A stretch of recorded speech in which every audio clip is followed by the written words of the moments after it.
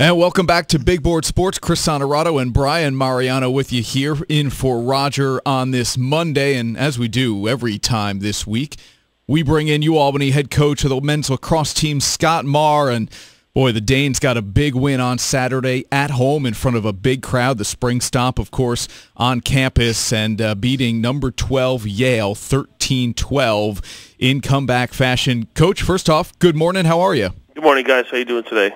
We're great, and I would imagine same can be said for you after that comeback win over the Bulldogs. What did you know how talented you guys are. What did you learn, though, about maybe the resolve of this team to come back?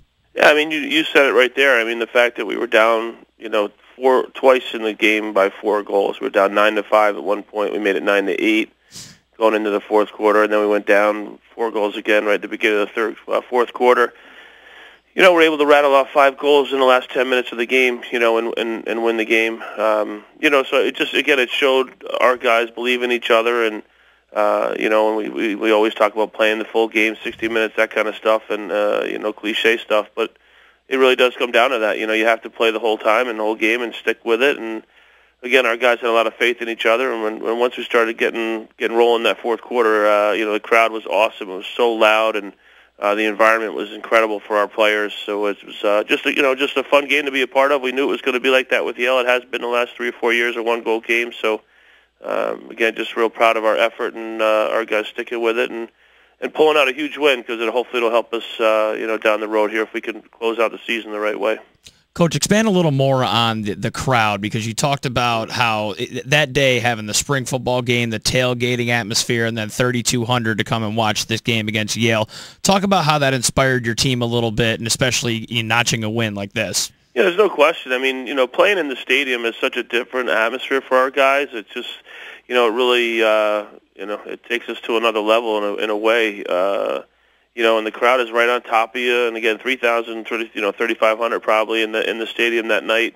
When we get rolling and they get behind you, it really does give you a lot of momentum. And again, the way that stadium is designed, they're right on top of you, so you really feel it. So it was, again, I was really pleased with our community support. Getting people out there. Our students were great again. I thought the tailgating stuff was probably fun for all the people involved. So it was just a great atmosphere. And again, our administration and everybody's doing a great job of making those things happen. So it was a lot of work went into it, but it certainly paid off for all of us, and everybody was happy at the end of the night. Scott, I'll get way ahead of where you want to be at this point, but that's what we do best is get way ahead of schedule here. Assuming there are no bumps in the road, and you mentioned just the atmosphere and obviously the new stadium still really it is on campus. Yeah. Does this program deserve a home game in the NCAA tournament? I know we've talked about this in the past. Yeah, I mean, I think we do. I think we've also proven that when we did have a home game here in the playoffs, we had the largest crowd in the first round in 2007, and I think we could probably duplicate that again if we were to have a home game in the first round. I think we've done to this point, we've done everything that we can do. I mean, we've lost to two very good teams by a goal apiece, and and we've beaten everybody else on our schedule so far. So, we need to close out the season the right way. Like I said, we got to finish with a win here Saturday against Hartford, and then we'll move on to next week and talk about the tournament. But, I think we've proven that we can put on a pretty good game, and then the facility itself, and so we certainly feel like we've proven that we could host a game for sure. Coach, talk a little bit about J.D. Colarusso. I mean, late in the game, a couple big saves there to help you guys notch the comeback. Talk about how he kind of persevered after giving up a lot early and then showed up and played really well late in the game. Yeah, and it's a team game, so J.D. gave up some goals, but I can't necessarily blame him on some of the ones that went in early.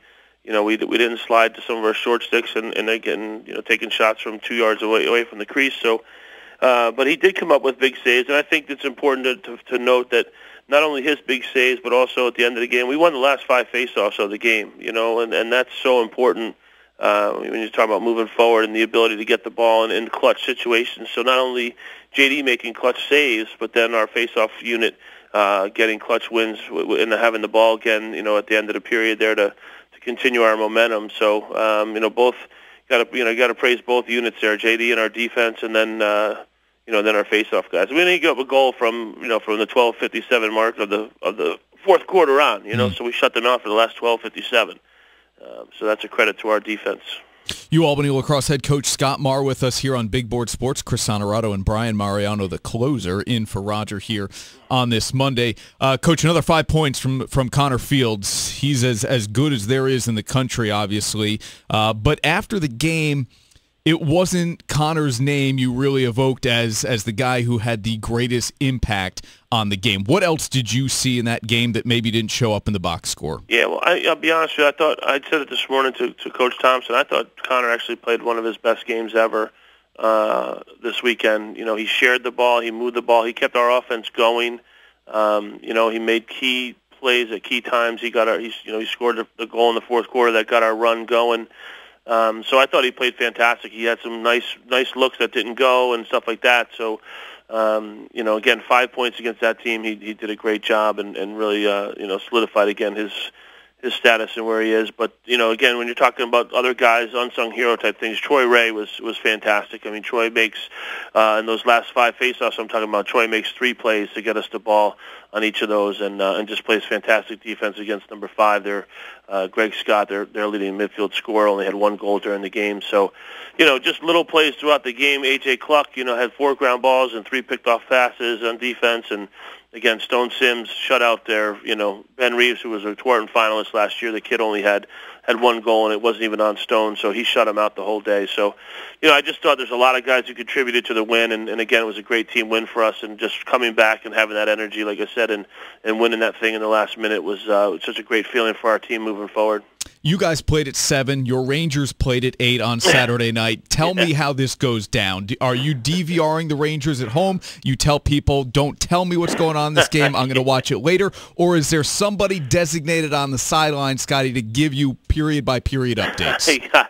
As soon as I turn my phone on after the game, I'm on a group chat with all my brothers and cousins and stuff like that, and my phone started blowing up. I looked and I saw the score, so I wasn't worried about about seeing it. But I get the word from those guys. So I was able to watch the last minute or so, a couple minutes in the parking lot after the game, and certainly gave Connor Fields some grief after, because he's a Canadians fan, so it was nice to give him a little jab. So we had a bunch more Ranger fans on the team than we do Canadian fans, so it was nice. And now on to the Senators in the Eastern Conference semifinal. Scotty, man, thanks so much for the time. Really appreciate it. And, of course, we will see you on Saturday for Hartford. Awesome. Thanks, guys. Have a great day.